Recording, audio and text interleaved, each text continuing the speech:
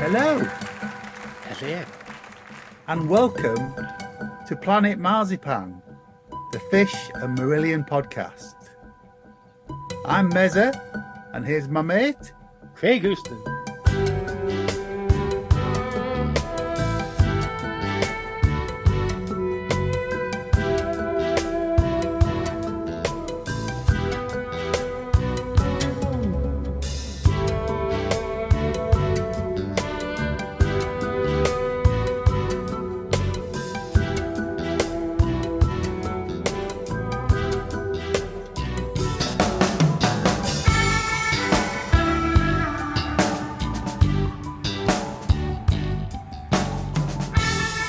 Now, well, it's just before midnight on Saturday the 1st of... You're not just going to do Welcome to Planet Marzipan? No, I'm not. No. Right, God, what's going on here then? I'll do that in a minute. It's just before midnight on Saturday the 1st of June, and we've just got back to Craig's after a storming Cillirion gig at the 3 Tons in Gateshead, Fan-dabby dozy. which we are going to talk through in detail, I'm sure. But before we do, welcome to Planet Marzipan. I'm Meza. I'm here with my good friend Faye Houston. Faye. Yes. Look, She hasn't been out for a bit, so she yeah. needed a night out. Faye's here, and she's got some high-vis neon nail paint on the table ready. Well, I just need to get my nails done before going to bed, you know. We've had a good night, haven't we? In the 3 Tons in Gateshead. Cracking. Yeah. Absolutely cracking. Nice to see some of the usual suspects who shall remain nameless, but they were very welcome to see and have a good time just singing Fish here and Marillion stuff at the top of our voice, really, wasn't it? As badly as we possibly could. Yeah, absolutely. I'm a bit hoarse already. Well, yeah. I think you will hear elsewhere in this podcast interviews with the band, and we want to thank them very much for their time. They were really, really lovely, devoting their time to us before and after the gig. And as I said, really good night. They were very... They replicated the stuff as accurately as possible. Yeah, the sounds and stuff like that, they're, really spot on, especially for a small pub gig, really. Yeah. The attention to detail with the sounds and stuff there was really, really good. And we had, as you will hear, we had a very good chat with all of the band, but in particular we talked to Les, the keyboard player, who was particularly interested in Mark Kelly's latest Marillion Monthly, which came out this week as we're recording, where he talks about the sounds and the things that he used over the years. And Les was particularly interested in that. And I have to say, there was no sound I heard tonight from the keyboard area that made me think that's not right. No, not at all. And Les played as all the band did. Les played a blinder with that, really. Lovely little gig. It was great. It was great. I mean, we've talked on this pod about Still Marillion before. Everybody knows how we feel about Still Marillion. Fantastic night out. The guys are great at what they do. There are other tribute bands out there, and we're happy to cover them. And we would encourage everybody to go to see Cillirion, for example. Yeah, and I'm surprised with the amount of drink that you've actually had. I know, You've managed to say the name. that took some saying, yeah. Cillirion. Should we go through their set list? Let's go for broke. Okay, so they played 2 sets and an encore, and in the first set they started with side 1 of Script for a Jester's Tear, which was really nice, and it was in order with the sound effects even. That was anal. Well, it was, wasn't it? Script was good.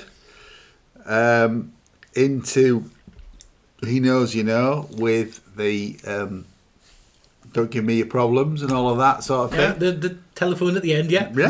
Yeah. And I was really pleased to hear a version of the Web. I haven't heard the Web for ages. It's not something that even you hear the tribute bands do that often, No. really. I thought it went down really well. The band were really sort of... I think they were at that point they were still sort of a little bit nervous, watching each other and sort of keeping themselves in check with each other. Certainly, as we get on to the second set, they relaxed a bit more into the gig. But that was a great way to start the set, playing the whole of the first side of Script. From there, took a bit of a left turn into White Russian. Yeah, and it's one of those things that it's a difficult song to get right. Yeah, it's very wordy. It's Fish at his most wordy, I would say. Musically, absolutely sound. I think vocally, there were lots of vocal intonations that were right. I think it probably still needed a little bit of work to get up to speed with the vocals, and I don't mean to be harsh on that, but it's difficult to keep in time with that song with the vocals. I must say the lead singer is great. Yeah. Face makeup, really getting into the part. As you'll hear later on, he's not really from a Marillion type of background, so it makes his performance even more fantastic, really. Yeah. Because the next song they played was the G song. They played Grendel. Oh, fucking Craig's favourite, Grendel. Grendel, man, oh Jesus. I enjoyed it, but me and the G word don't get on that well. No, it was good. It was a good version. Nice to hear.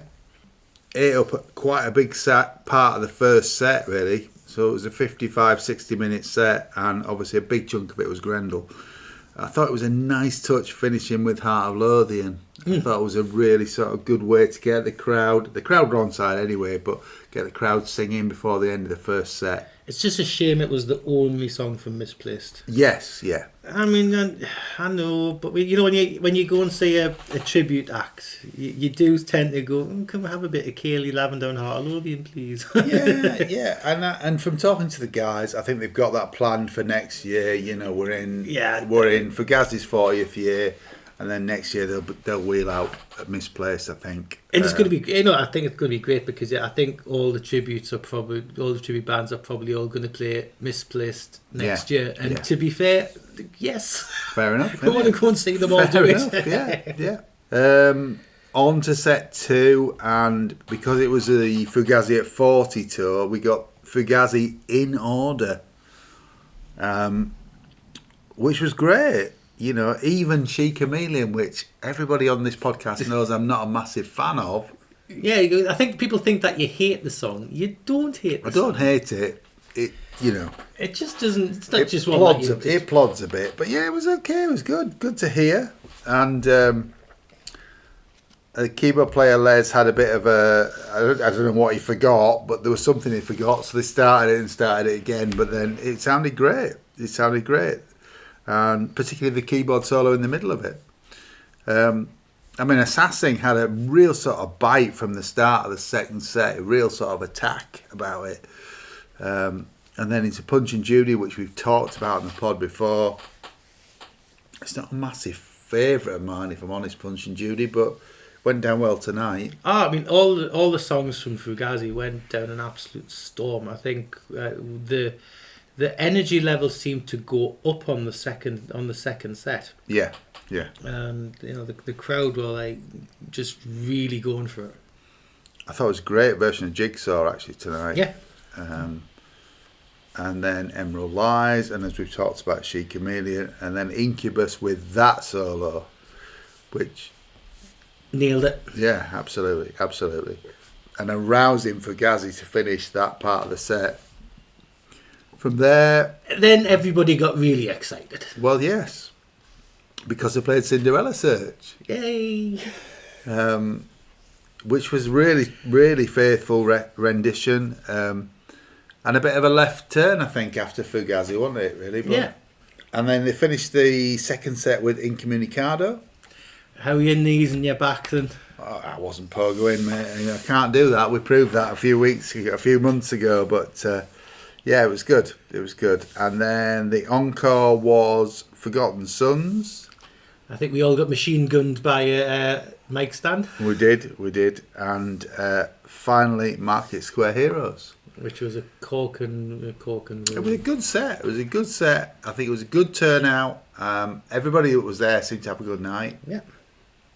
I mean, it was a bit hot and sweaty like these pub gigs are, but there was good energy in the room. The band really seemed to be feeding off the crowd, and they enjoyed themselves. I think there was a bit of nerves in the first half of the set, but once you got into the second half of the set, absolute barnstormer. Yeah. I thoroughly enjoyed myself. I would recommend going to see them. They've got dates throughout the year. I think they're all on a weekend, if I'm not incorrect. But have a look on their Facebook page, and the band is called Cillirion. You still can see it. I can still see it. It's past midnight. You've had a few drinks, and you can still see it. I'm really impressed. And I think, did we talk in the interview about why they're called Cillirion? I think we did.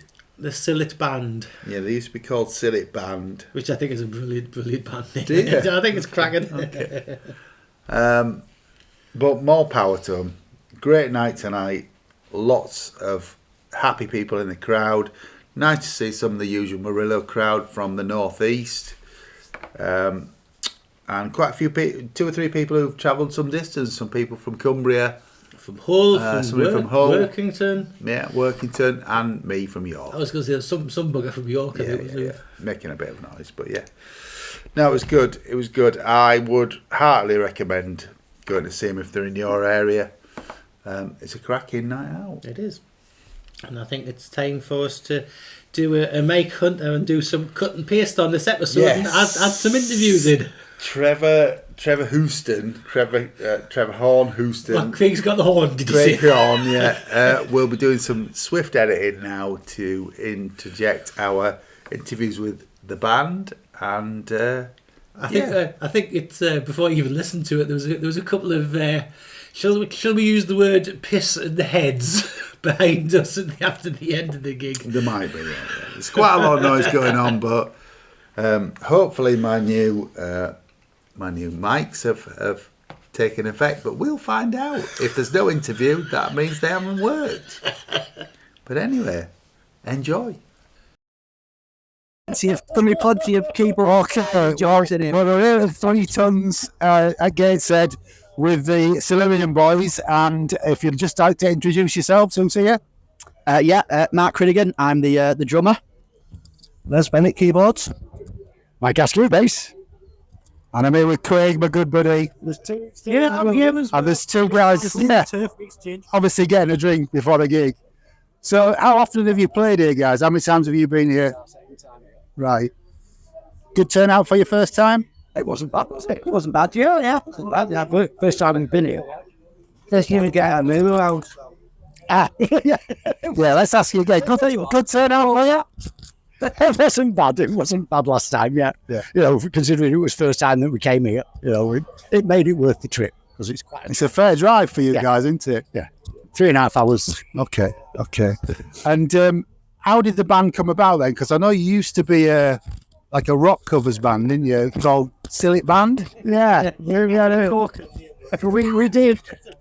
We did sort of rock covers that not the other bands were doing. You know, we were pushing the boundaries a little bit, and there was quite a bit of prog in there. There was already a couple of Marillion songs, right? And just as lockdown come, we had loads of gigs booked, and lockdown came, but we couldn't do any of it. And we talked about possibly doing a tribute band at some point, and I just thought, why not Marillion? You know, we already did a couple of the songs. I thought Adi had the right voice to be able to do Fish, and suggested it. So the lineup was the same as it is now. He joined Sillet Band. I only joined because it was Mike's birthday and he wanted me to play a couple of songs with him. And then we had his birthday, but he was ill, so he couldn't play that gig anyway. So he set you up there, didn't he? Yeah. Yeah. So you said you're all fans of the band anyway. How far do you guys go back? Mark only discovered them through the Sillet Band thing, you know. He's in Imposter. He's in Imposter, I'm sure. Same with Adi, I was singer. Really? Yeah. He heard nothing other than Kaylee. Wow. Yeah. But me and Les and John, the guitarist, we go back all the way, you know, to back in the days with Fish. Yeah. You know, 82. I was there in 82 as well. Very impressed. Very well. I was 18, 19, sorry. Unfortunately, yeah. So what's your... I mean, you're fans of the Fish era of the band, obviously. Yeah, Do you still support? You still follow them with Hogarth singing? I do. Love it. It's not my favourite. Obviously, Fish Era is my favourite stuff, but they still, still love the band, still love what they do. They're still one of the best bands on the planet. Let's face it, they're one of the best bands out.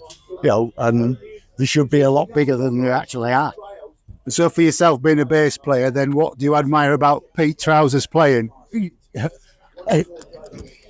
I'm going to rant now. I don't like him at all because I have to learn his bloody bass line. And he's a monster. He's too good. When we decided to do it, I was like, and then I sat down and started learning some of his bass lines because I'm a nerd. I have to do it right. I have to get it to sound like he does. Yeah. And some of the stuff he pulls off is... I already respected him as a bass player. I already knew he was an ace bass player. But when I started working his stuff out, I was like, oh my God, he's well beyond that. He's And Mark, because obviously you weren't a fan before then, so what sort of stuff do you like? So I actually grew up in indie bands, kind of playing the Smiths and Stone Roses and stuff like that. Really? Totally different. As I've got older, I've kind of got into rock a bit more. I mean, I always liked like Floyd and Zeppelin and stuff like that. In early days, Bonham was a massive influence. Even when I was playing Stone Roses stuff, quite a heavy player. You could play Stone Roses in the style of John Bonham. Yeah, I think it's probably why I got sacked from several bands. Maybe, yeah. But completely different, really. And then I got into Rush, and I started expanding my playing a bit. And Porcupine Tree, Gavin Harrison's massive influence on me now.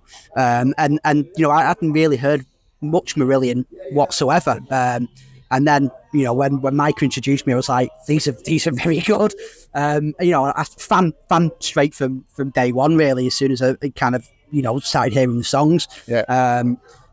And to have to learn to play them has been quite difficult. There's been a couple of times where, because I'm quite, I've always been quite, I might not be able to play that, but some of the Mosley stuff, I was like, nah, I'm done here. I'm not going to be able to pull it off.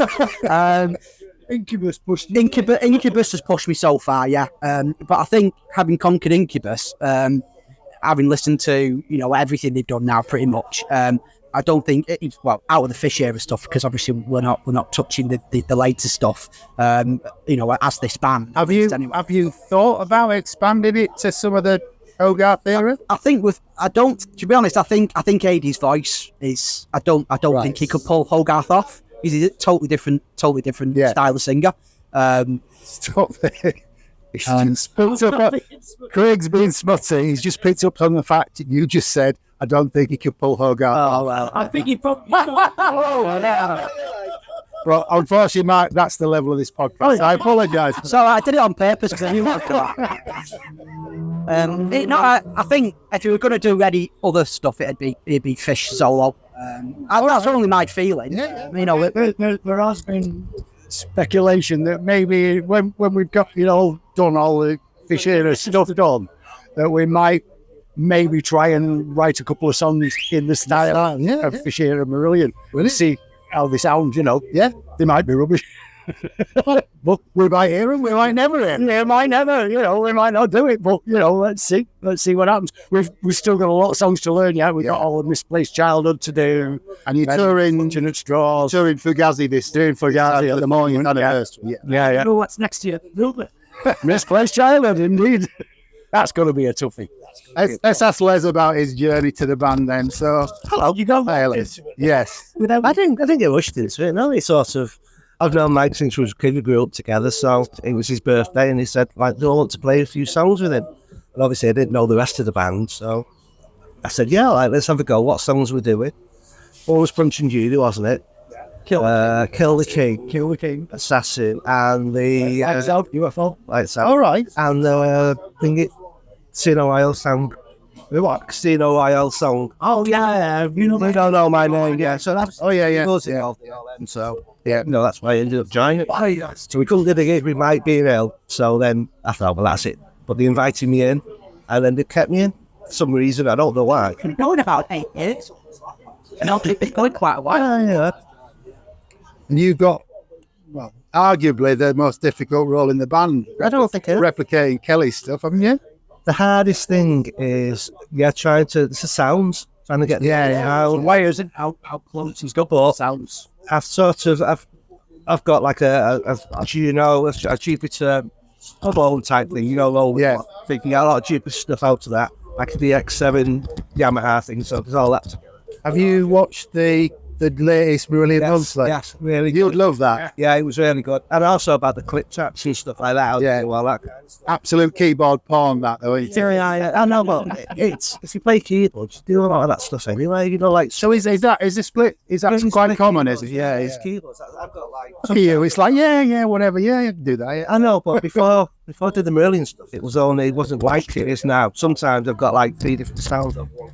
Yeah. So it takes, it's a bit of thinking how to do that. Where you put hands, like Mark Ellis said the other day, about up sounds. So you get used to it, that's all. But it's good pushing yourself as you get older, isn't it? To try and get better. A big question being in a Marillion tribute band is, how good's your mellotron? Not needed one properly yet. Okay. So, but I mean, the mellotron, there's the samples on the Nord that you can get the mellotron sounds. Yeah. Stuff like that. That's your pro credentials, though. You're judged by your mellotron. You know that. Well, more Genesis, a lot of that, though, isn't it? No, it is. There's a bit. Well, as Kelly talked about on this episode, there is a bit. Yeah, not loads. There's a bit in Grendel, isn't there? There's a bit in Grendel. I've changed. More organ, I suppose, in Grendel, isn't it? I think the hard thing is that if you listen to different versions of it, it's different. Yeah. So if you listen to the live one and you listen to things like, Well, with keyboards, is like replicate the tracks, but pinch little bits. Like sometimes the studio track's perfect, but sometimes on later live versions, especially Peter Travis, the stuff he does on the studio, and it's like, yeah, that's great. And then live, he does things, and you're like, wow, So I picked up balls, and there's all sorts of little bits that they do later on live that that we've incorporated in because we've gone, that's an improvement. That's what that's obviously what they've done. Drums as well, isn't it? Little bits between Travis and Mosley. Little bits like that. Where they. There's obviously a real step up from when Ian joined the band. From Mick Pointer. And I think that really elevated Fugazi to a completely different level. The stuff on that album must be more challenging to play than the stuff off script. Absolutely. Yeah. We're going to find out, aren't we, tonight? I wouldn't say, it's more challenging. I think, Pointer's, he's improved beyond all recognition from the drummer that he was in, and you've got to say that he's a totally different drummer than he was in his Marillion days. But I do think that it's, it was Mosley was probably a step up, and it's a lot more difficult to do the Mosley stuff. What I found challenging doing the Mick Pointer stuff was a bit, some of it sounded, it's going to sound horrible, it's not meant to, it sounds a bit like you give someone who can't play the drums a set of drumsticks and said play along to that. It's all kind of the offbeats and stuff like that. It's not, where should people send the emails? See? No, it's quite offbeats and kind of jerky nature of it, and I think that was done on purpose. But I found it quite difficult. Yeah, it was a very unique style. That's a unique style. That is a better way of putting it. Yeah. The better thing is, if you think of Les Dawson, when he played the keyboards, when he played piano, when he played it really, really badly, it was really, really difficult because he was such a good piano player to make it sound bad. They're not supposed to play the piano that way. I think when we were reviewing Chai, I'm out with it. Les Dawson. Well, Les Dawson was funny. I think we did talk about it when we talked about the rhythm. There's no recognised rhythm on Chai in the single. Yeah. For example.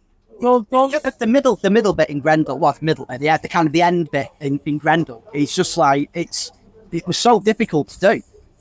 So it's not like it's not like he was a bad drummer. He probably made it look more easier than what he was really. Yeah. I found it challenging to do that album, but then in terms of rhythms and syncopation with Travis and stuff. I definitely felt that step up between doing scripts and then going to Fugazi. And then next year we've got Misplaced, and I'm in the middle of learning that now. And again, there's techniques in there that I'm having to kind of go away and research before I even look at it. So yeah, it's I just love it though. I mean, I just love playing, but it's challenged me. Stepping up from doing the stuff that I did when I was learning to play drums, but for 10-15 years playing in bands after I learned to play the drums, just playing 4/4 bass drum, bass snare, bass snare, bass snare, it's much more difficult, and I love it because it's made me do it. Can I just say, we've all played in bands all our lives, and I think we're all agreed that this is the most difficult thing any of us have ever done. This has pushed us more than anything that we've done in the past, and but it's brilliant. It's because when we play the song and we can hear that we nailed it, it's like that feeling of achievement is so much better because of it. Well, we're about half an hour away from kickoff tonight, and the room's pretty full in there already, isn't it? There's quite a few people in, so you've got gigs spread right across the year. Is that right? Yeah. Where are we next? Molly's Chambers, is it? Oh no. Sorry. There you go. Molly's Chambers, Birkenhead. Then 22nd of June. The Citadel's a pretty special one. That's our first 30. First 30, and the Citadel's because we're from kind of New Willows, St Helens, and that is it's quite a famous venue in the town. So we're really into July anyway, and it's a Sunday afternoon. Yeah. So absolutely wonderful.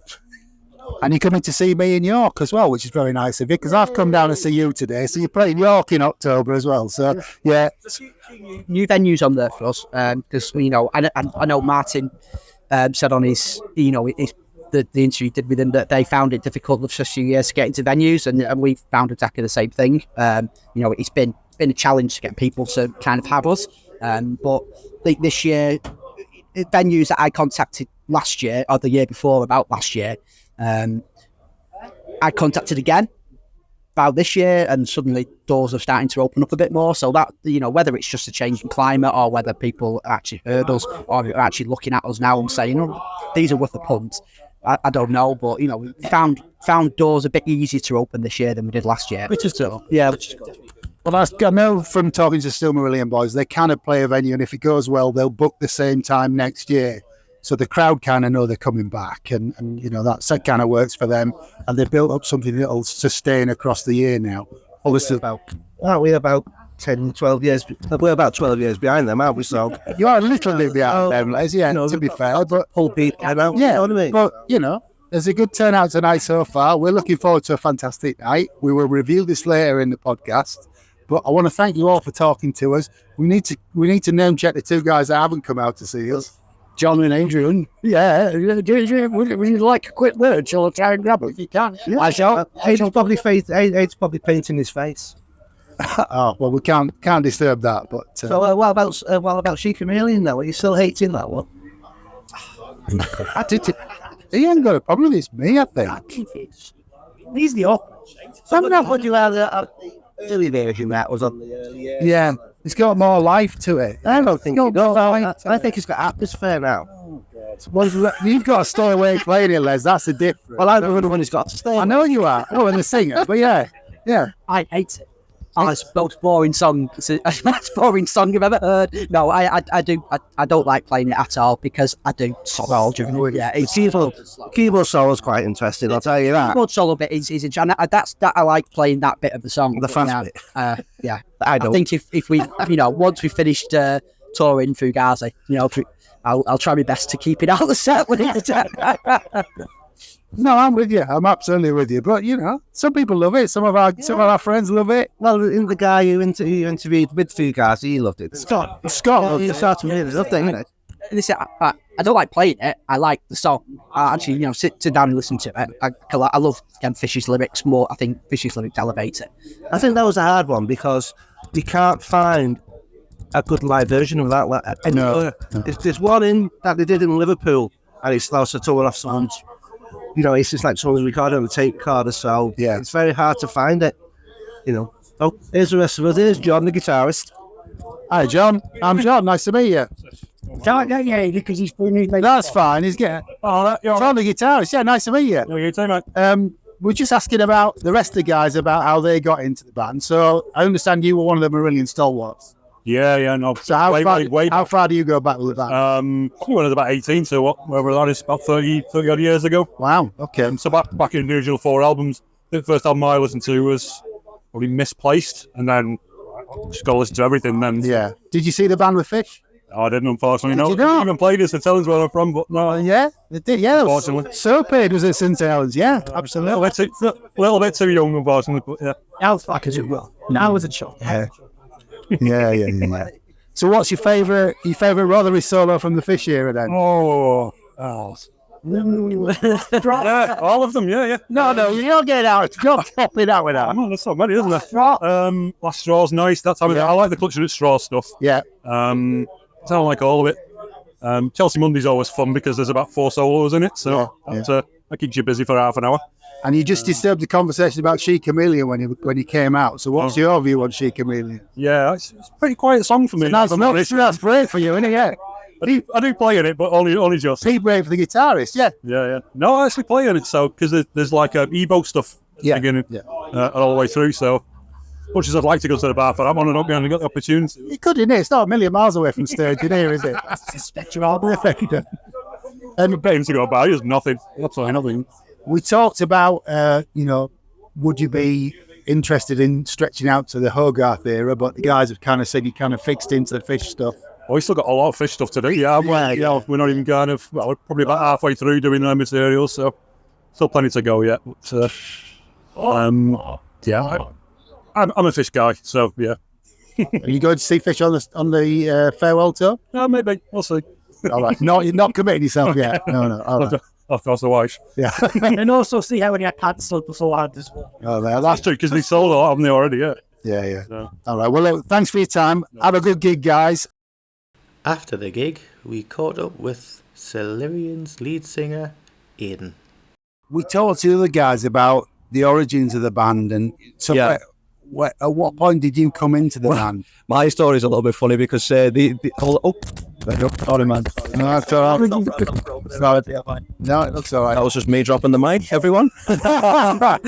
Literally. But so I was living in Liverpool before I met the band, and I'd just come back from Australia. So I lived in Australia for 2 years. And when I came back, I was back living with my mum and dad. And my mum and dad decided that they were going to move down to Australia, just to see. To Australia. No, they went to Andover in Hampshire. Yeah. So they moved down there, and I had to move out. So I was looking for somewhere to live. And I just started talking to a girl online, lived in Liverpool city centre, and she was having problems with her flatmate, and she was going to be moving back to Newtonley Willows, which I'd never heard of before. Newtonley Willows, I'd never even heard of that place. So we decided let's move to Newtonley Willows together, and we'll rent somewhere. So I did that, and through this girl named Sian, I met Mike, who's our bassist. Yeah. And I was good friends with Mike and Aggie, his missus as well. And one day I think he asked Sian, because Sian was a singer as well. He asked Sian if she wanted to join their band. Covers band. So this was when they were still called Silly Band. I'm not even. Well, yeah, I think it was coined at that point. I think it was. Mike will tell you the story. I'm sure he has. If he hasn't already told you where that came from. But yeah, so it was around about the early days, just when they got John on board, but Les wasn't a part of the band at that point. Les was in Sian's band, and they had their own band with Sian's dad. And they had their own like sort of folky music. It was really, really good. Don't get me wrong. And Les was in that band, and so was Mike. So we them two ended up leaving the band and then coming full time with us at some stage. But this is a long time before Les did, and we started doing covers. We started doing songs that I'd never heard of, because I grew up with like pop music and a little bit of rock and stuff, and not my knowledge of music was terrible. It was mainly rock covers, wasn't it? Well, yeah, this is what the lads wanted to do, was rock covers. So we did a couple of songs. I got one by the Seahorses, I think I remember us doing at the beginning. Love is the Law? That's the one, Love is the Law, yeah, so we did that one. We did The Darkness, I Believe in a Thing Called Love. Yeah. I think our first gig was my 30th birthday, and we did, I think it was a total of 13 songs. So were you singing before that? Not, do you know what? I used to sing all the time at home, and I used to get a lot of stick for it because my mum and dad and whoever else, they never into music that much, and they weren't into listening to me sing wailing away in the shower or whatever else. That's a big leap, though, isn't it? It was, yeah. Well, it was. I had massive stage fright. Like honestly, like I used to get so nervous. So we used to do an open mic night in Liverpool city centre, a place called the Jacaranda. You go down it underneath in like a little cellar area. And my mate used to play guitar, so he'd play along to some songs and I'd be singing on the microphone. But even just that, I used to get so nervous, I'd literally be shaking, honestly, beforehand. And I think it came down to something like, I knew I could sing, but I didn't, I knew I could do it at certain stages, but I didn't know how to sing. Right. So when I went into a situation, I thought, I know I can do this, but I don't exactly know how to do it. I've done it before, but how do I do it? So I just, well, this is it. I mean, I think when I first started, I thought it was going to be easier than it was. How long ago was that? So this is going back to when I was, this is before Australia. This is before Australia. This is when I was about 22, 23 maybe. Right. Around that age. How many years ago was that? Sorry? How many years ago is that? Because you're still wearing your stage makeup. We've copped you just off stage. You can't see me wrinkles, can you? I'm 39. I was 39 last Wednesday, fully enough. I mean, your performance tonight shows no signs of that. Well, that's really difficult to sing. Well, again, it's like I say at the beginning, because I hadn't done it very often. I didn't have that confidence. I didn't have that belief in myself at all. And you know, like I say, I knew I could do it, but I didn't have belief. I was just nervous all the time, and my throat was always like choked up, and I was always felt like I was trying to force everything out because I don't know, I was just nervous.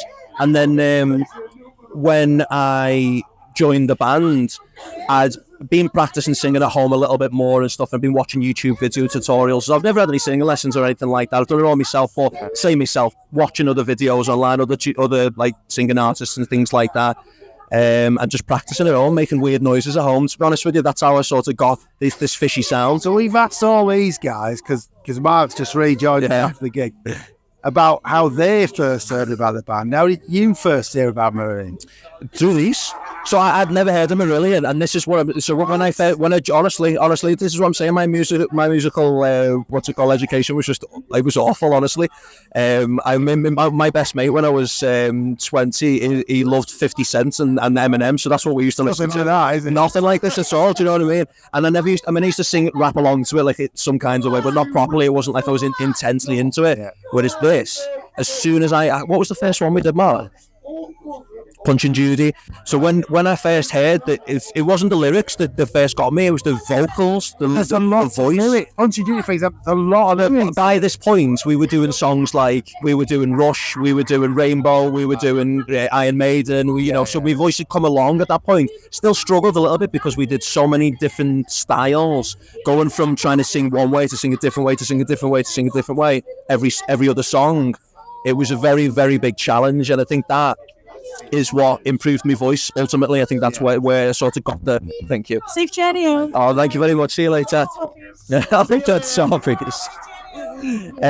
But yeah, I think that sort of it was like a sort of blanket over my voice. Then it was like a sort of I knew I had to change the dynamics between different songs, and being able to do that and learning how to do that is what. How is this music? Because I've grown up with this music. Yeah. I'm old enough to have grown up with this music. He's 10 years younger. I was born in 85, so... You can't even answer that. I'm born in 64. I turned 60 this year, but this music is part of my youth and my heritage. Yeah. How is this coming to it at your sort of age? I'd honestly, I wish I'd heard it sooner, honestly, because like I say, it wasn't like someone was trying to get me into Marillion. It was like, come on, just listen to them, listen to this one, or listen to Kaylee, or listen to this, or like, Incommunicado, just listen to this one. It wasn't like that at all. We just started playing the songs, and as I say, I think it was Punch and Judy and Assassin were our first two. And we did Incommunicado, and every song I heard, every single one, I refused to listen to any songs that we weren't going to play, just in case I didn't like them. I was nervous, like I was actually, because I loved every single song. It's a bit like Mark was saying earlier, all he's listening to at the minute is Marillion. Yeah. to try and get it ingrained in his brain. Well, I think that's where that sort of fishy sound comes from when I am singing. It's like it's not an easy thing to do, especially for I mean, it's not to say the way he sings is difficult enough as it is, but to get that sort of Scottish inflection in there as well now and again is it is quite difficult. And flipping from falsetto to head voice and stuff like that seamlessly, he seems to do it sometimes, and it's. So this is a bit of a leading question. Would you say that you're a fan now of what they did? I'm a mega fan. Like, I wish to God that I could go back and watch them do this stuff live, honestly, because I've heard it was good. Yeah, well, exactly. I know. I've watched the videos. I've seen, I've watched loads of the stuff, and it's just amazing. It's not even just Marillion, but the kind of bands that do the prog stuff, and the all the different changes that goes on, and the costumes and the makeup and all that stuff. It was just like more theatre. And I always had this dream of if I was ever going to sing on a stage, I'd love to be able to act out the scenes. You know what I mean? It's like sort of it's within me, like that sort of passion to portray what I'm feeling at the time. Might not always sort of go with the lyrics, but it goes with how I'm feeling. So we're talking after the gig now. Yeah, it's just gone 11 o'clock, and you've just faced the crowd singing the lyrics back at you. Yeah. How does that feel? Unbelievable, honestly. Like, it wouldn't matter what, in fairness, it wouldn't matter what band it was that I was covering or being a tribute to. If the crowd interacted with the band like you guys do and everyone else does, it's just, honestly, it's amazing. You could have 10 people and then you'd still have an amazing gig because everyone would still sing along, everyone would still have a great time and clap you from beginning to end. Yeah, but we've played to One Man and His Dog, haven't we? We've played to One Man and His Dog, and it's not the same doing covers. No. But it's people are here to watch us do this. Yeah. That's the difference, I think. And AD has come on so much from our Silly Band days because of that interaction. So how long have you been with the band, AD, now, doing this sort of stuff? Just the Marillion stuff. Yeah. So we had little bits of it in Silly Band, in the covers band, but we actually started doing the tribute stuff before COVID or just during COVID, because we actually, when we were at home, started recording the tracks, all our individual pieces. So we would listen along to the original, and then we'd record over the top of it. And then by the end of it, we had, I don't know, I think we've got about 15, 20 tracks. We call guide tracks now. So if one of the reason behind it is that when we can eventually go back to practice, if anyone can't make practice because they're ill or for whatever reason, we've got... when Les has his knee. Oh, when Lee has his knee operation, twice. But that was the idea behind it, was that we could then at practice, if someone was off, whether it even be me or because obviously it's very difficult without vocals, but there's a lot of other nuances and other. I don't. We might have asked this to the guys earlier, but who were the driving force behind you becoming a Marillion tribute? Because that was. I'd honestly, I think it was Mike mostly in my eyes from what I saw. He was massive Marillion fan anyway, and I know. Ray, the guy who does our tickets for us and stuff and comes along to all our gigs, he's a massive Marillion fan. Les has been a massive Marillion fan for a long time. Oh, well, Mark, same as me, yeah. So Mark only got introduced. Mark hates him. He's told us. He only hates it because it's fucking so hard to play. But he was happier before the gig than it is now. But this is why we chose Marillion. Because it's so nuanced, because it's so difficult, it's not easy stuff to do. The kind of music that we were playing, even though we were playing, sometimes we'd be doing things like Arctic Monkeys and Red Hot Chili Peppers and things, but we'd always go for the most not most obscure, but one of the obscure ones that are a bit more difficult to play, and just add that energy. And every one of our songs was just constant. We called ourselves Relentless, didn't we, when we played? And we'd listen back to ourselves, and our songs would be like 3 times faster than we used to practice them. We're like, whoa! It's like you just get into it. And we've got that energy, and we thought, you know what? When I think it was Mike that suggested it in the beginning, doing the Marillion tribute, and then it was like, well, we've got the energy. Let's have a look what's out there at the moment. Yeah. And I think the only band that we saw was Mr. Punch there at the time. Were they around? The Mr. Puncher in Italy, but still Marillion was the main one, obviously, in the UK. And we've seen lots of videos of them and everything, and we thought they were brilliant. And we actually went to see them, as a group. Yeah, we all went to see them. Whereabouts was that? Where was it? Wigan. All right, yeah. So we thought let's go and see what our Marillion crowd is like with the fans and everything as a tribute. And I thought, let's just go and do it. So we went along and we sang along to all the songs just like everyone else, and we thoroughly enjoyed it. Brilliant. But we thought not that we could be better, but we could be different. We've got a bit more of a different dynamic, and I thought maybe I could do a bit, bit closer to the vocals on, the fishy side. You've got the face makeup. You're still wearing it now. Yeah. So is that? It'll probably still be on when I get home, honestly. Is that? You've arrived at your own face makeup? Is it inspired by fish? What's the stuff? Well, yeah, obviously inspired by that theatrical sense of being on stage. It's like I say, if I'm just stood up there and I've got my own gear on and it's just me, I don't feel like I'm in that zone to sort of try and be someone else. No, I'm not necessarily try and be someone else, but just trying to have the essence of them. So if someone closes their eyes, maybe they've had a few drinks or whatever, but if they close their eyes, it sounds like people like that. It can sound like yeah. We might be including that. But I'm the same. Like even when I'm stood on stage and I'm singing these songs, sometimes like tonight it was a prime example. It's been a while since I forgot so many lyrics, but I get caught up. It wasn't that. No, it wasn't that bad. But I mean, I'm honestly like normally I'll forget one or two during the whole gig. Like I'm usually all right with it, but.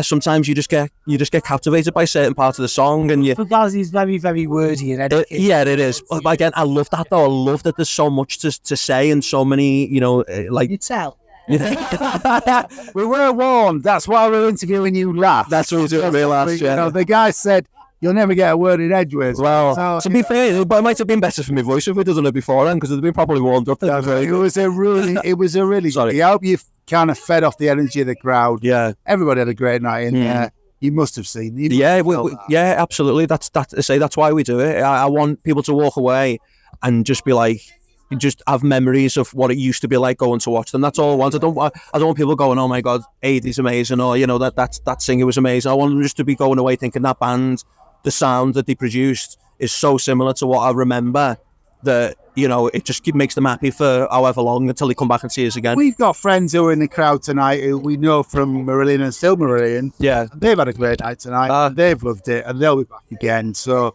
that's all you can ask for. Yeah, well, we always get amazing feedback. Honestly, I think I've heard a single bad. I mean, people might have their own opinions, or might have, there might be people walking out halfway through the gig that I don't notice and things like that. But I don't think that. I don't think it is. But you never know. But on the whole, the comments that we get are just, I mean, I'm literally gushing at the end of a gig when I'm stood there and there's people wanting to take pictures and stuff like that. I mean, it's almost like I feel like I'm robbing not Marillion's fame, but Fisher's fame in a way, because like they want to get a picture with the vocalist or the guy, the singer, the main. I'm sorry we dragged you away from your adoring fans. Thank you, honestly. I end up talking for longer than this, honestly. Man, it's been great to talk to you tonight. I've got one final question. Go on.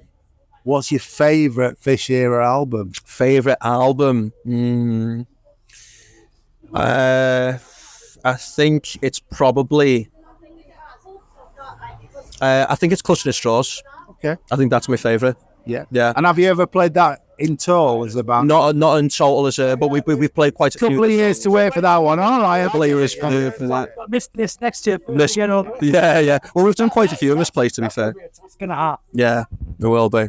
But we've done it so far. We've done Script, we've done Fugazi. Yeah. While they're not perfect, we think they're very good, and we hope that everyone just enjoys it. That's we'll include a review of the gig in this episode. Yeah. I'm here with my podcast buddy. Well, it's not Ferguson today, I can tell you that for now. We've also got sitting next to us the legend that is Gary Frawley. Well, good night, fellas. This is a local concert of me, and I saw these lads last time they played, and I don't think you were there, but just great. York, mate. It's just 100 miles away. It's been a brilliant night, and I hope the welcome back to Newcastle in this area anytime. I hope to see them next year. I mean, say hello. She's not going to speak. She's shaking her head. Hello, guys. We've had a brilliant night. Thank you very much for coming here. Yeah. Glad you enjoyed it. And I'll see you when you come to my home turf in York. Absolutely, yeah. All right, and we'll try and catch you again somewhere in between. Brilliant. Thank you very much. Thank you guys so much. Yeah, been great. Nice one. Thank you. Cheers. Thank you. Well, that didn't turn out too bad, did it? That was all right. It turned out okay, didn't it? Another Planet Marzipan on tour, although Craig just kind of walked out of his back door to this gig, but some of us. Via the McDonald's. Some of us had to drive a little bit, but yes. And thanks for our chauffeur Pam, who thank you, Pam. who we did try desperately to actually talk on the podcast, but she flatly refused. She just shook her head in front of the microphone. And did she mouth something about mucking and off or something there? I can't remember. No, I would not put that down to Pam. No. She's too much of a lady. I think rota permitting, I'm going to get Craig to come down to York to see Cillirion? Not Cillirion. Cillirion. We can't time travel back to what these two what did I do now? I've done really well until now. To see Cillirion in York in October. But if he can't, I'll be there. So I hope to see you there. And I think that's it. It's a good night from me. Actually, no, it's good morning from you. Only just. It's 12:10. But still, so that's good morning from you. Good morning from me. Good morning from you. And take care. And stay alive. Yay. Thanks for listening to Planet Marzipan Podcast. Please like and subscribe from whichever platform you get your podcasts from. You can contact us at planetmarzipanpodcast@gmail.com and check out marillion.com, fishmusic.scot or fishmusic.eu for